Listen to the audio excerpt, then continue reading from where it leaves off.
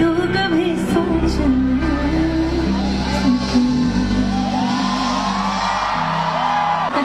Wait for it.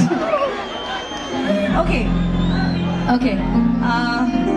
How many people right now are in love? Here. Okay.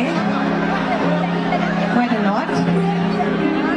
कितने लोग हैं जिनका दिल टूटा हुआ है, ब्रेकअप हो गया?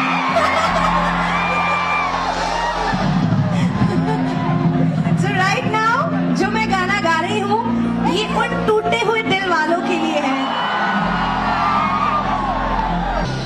जन्म जन्म जन्म कसम तुम्हें कसम एक जा है भरी दो बदन मेरे हो के हमेशा ही रहना कभी न कहना अलविदा मेरी जुबान